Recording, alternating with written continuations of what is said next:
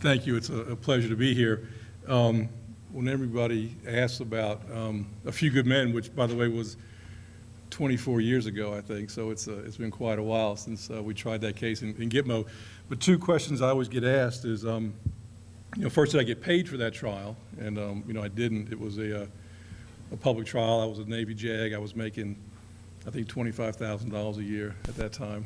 I think Tom Cruise got paid $6 million, so I didn't get any money for the trial. The second thing, and perhaps the question I get asked most by the guys, is was there a Demi Moore? And there was not a Demi Moore. When the movie came out, my client and I went to see it together, and about halfway through, some of the stuff was right out of the trial, some of the stuff naturally was made up. And I leaned over to him and I said, David, if there would have been a Demi Moore, I probably would have pled you guilty and been in the old club with her, and you've been in Leavenworth right now.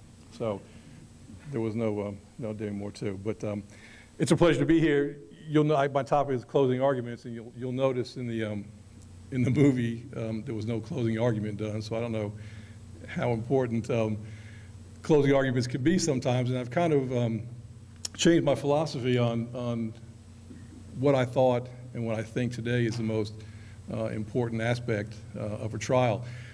I think when I was a young attorney, how many attorneys have been practicing less than 5 years? Anybody in the room here? All right, a couple. How about from 6 years to 10 years? All right, how about from 10 over?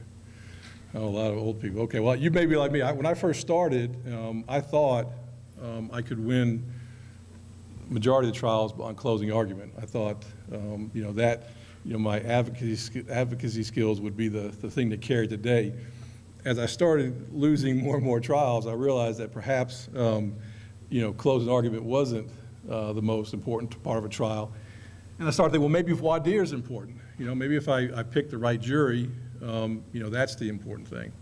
And then, I kind of read more about trial procedures, and I started thinking, well, maybe opening is the most important. They say that 70% or some such figures like that, the jury decides the case after opening. So I thought, well, maybe opening is important. Then I thought, well, maybe if I do a direct or a good cross, those are more important. But I've kind of come back around to thinking that closing argument is as important as the other aspects of the trial.